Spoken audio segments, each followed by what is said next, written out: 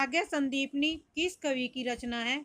Option A Tulsidas, option B Surdas, option C Kabirdas, option D Nanddas. बताइए इसमें कौन सा आंसर सही होगा?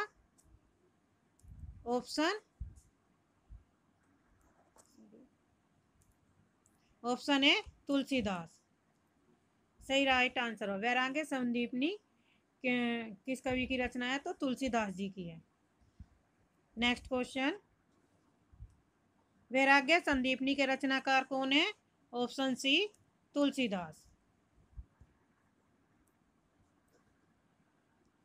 नेक्स्ट क्वेश्चन, क्वेश्चन नंबर 26, इनमें से कौन सा कथन असत्य है? ज्ञानश्री शाखा के कवि निराकार की उपासना करते हैं। ऑप्शन बी कबीर संत कवि हैं। ऑप्शन सी प्रभु जी तुम चंदन हम पानी रैदास की पंक्ति है। ऑप्शन डी संत तुलसीदास ज्ञानश्री शाखा के कवि है। ऑप्शन डी गलत है क्योंकि तुलसीदास जी, ऑप्शन डी हमारा क्या है? असत्य है, कथन है। ज्ञानश्री शाखा के कवि निराकार की उपासना करते हैं। कबीर संत कवि हैं। प्रभु जी तुम चंदन हम पानी रैदास की पंक्ति है। संत तुलसीदास जी जो है रामश्री शाखा के कवि हैं। नेक्स्ट क्वेश्चन, भक्ति काल की रामश्री शाखा के निम्न में से कौन कवि हैं? तो इसमें option A Tulsi Surdas, option B Mirabai, option C Jayasi, option D Tulsidas. तो इसमें सही राइट आंसर हमारा तुलसीदास। नेक्स्ट क्वेश्चन, निम्नलिखित विकल्पों में से जो राम भक्ति काव्य की विशेषता नहीं है उसे छांटिए। ऑप्शन ए विष्णु के अवतार रूप में राम का वर्णन है। ऑप्शन बी लोक मंगल एवं समन्वय भावना है। ऑप्शन सी असद पर सत विरतियों की विजय है।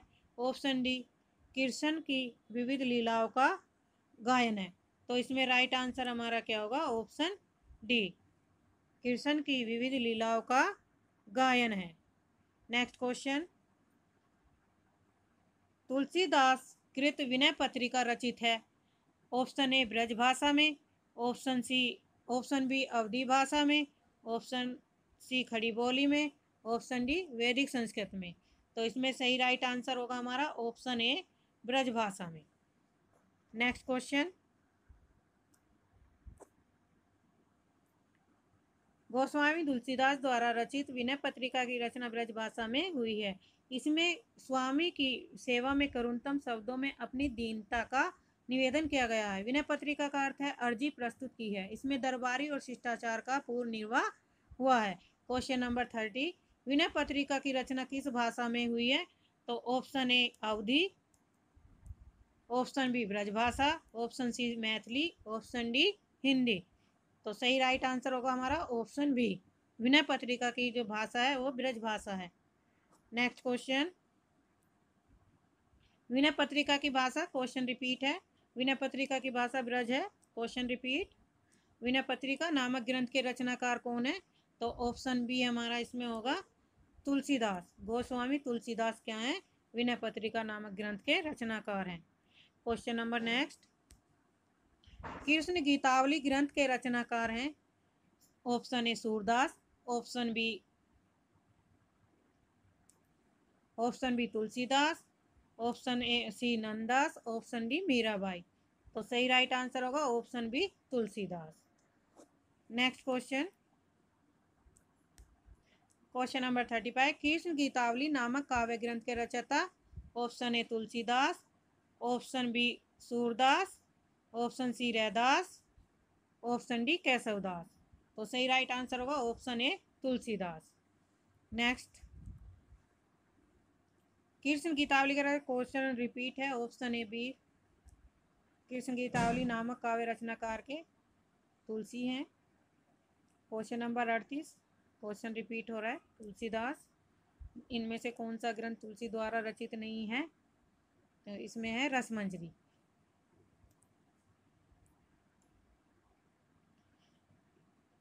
Option A Gitavali, option B Dohavali, option C Vinay Patrika, option D Rasmanjari. तो हमें इसमें बताना नहीं है, तो नहीं में कौन सा आएगा? रसमंजरी इनकी रचना नहीं है बल्कि ये नंददास जी की रचना है। नेक्स्ट क्वेश्चन, रसमंजरी नंदास की रचनाएं नायिका भेद की पुस्तक है जो भानुदत्त की रासमंजरी के आधार पर रचित है। शेष रचनाएं किसकी हैं? तुलसीदास द्वारा रचित हैं। क्वेश्चन नंबर 14, इनमें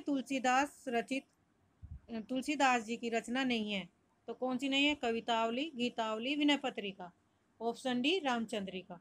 तो इसमें कौन सी नहीं है? रामचंद्रिका तुलसीदास द्वारा रचित नहीं है। नेक्स्ट क्वेश्चन, रामचंद्रिका केशवदास द्वारा रचित रचनाएं हैं, बाकी सब शेष रचनाएं किसकी हैं? तुलसीदास जी की हैं। तुलसीदास जी ने भ्रमर गीत परंपरा के अंतर्गत भ्रमर गीत की रचना की है जो संकलित है। और question number A Janaki Mangal, question number B Krishna Gitavali, question number C Gitavali, Kavitavali. तो ऑप्शन इसमें सही होगा हमारा, बताइए। ऑप्शन बी राइट आंसर हमारा क्या हो गया? Option B. Next question,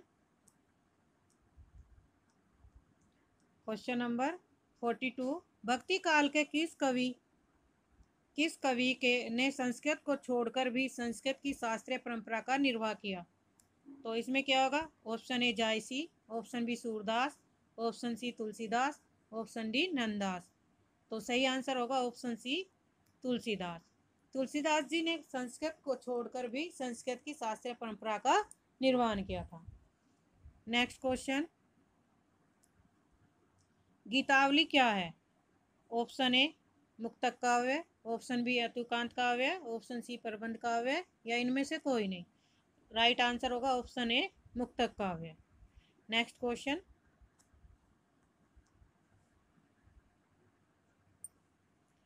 question number 44, Tulsidas ने किस काव्य की रचना सूरदास के अनुकरण पर की है?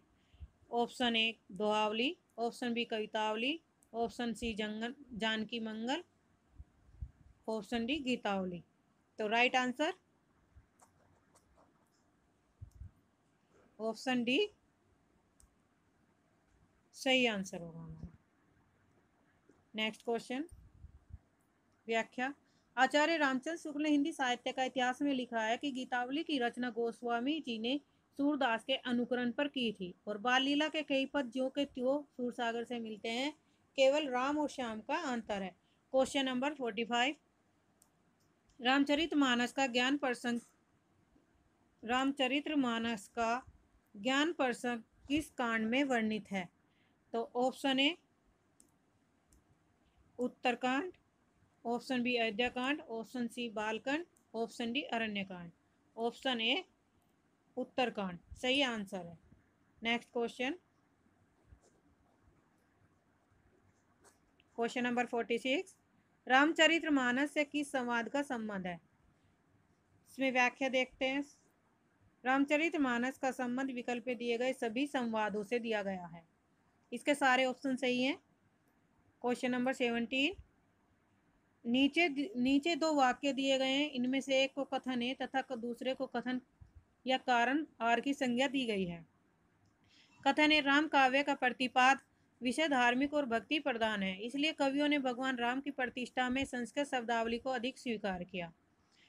कारण, जहाँ धर्म और दर्शन का प्रसंग हो तथा उच्च काव्य का सौष्ठव दिखाना हो, वहाँ तत्सम की प्रधानता स्वाभाविक है। बताइए इसमें राइट आंसर कौन सा होगा? ऑप्शन ए, ऑप्शन ए या ऑप्शन बी, ऑप्शन सी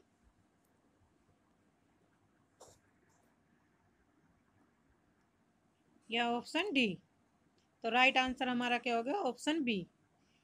इसमें ए गलत है, आर सही है तथा ए की सही व्याख्या आर नहीं है। Next question,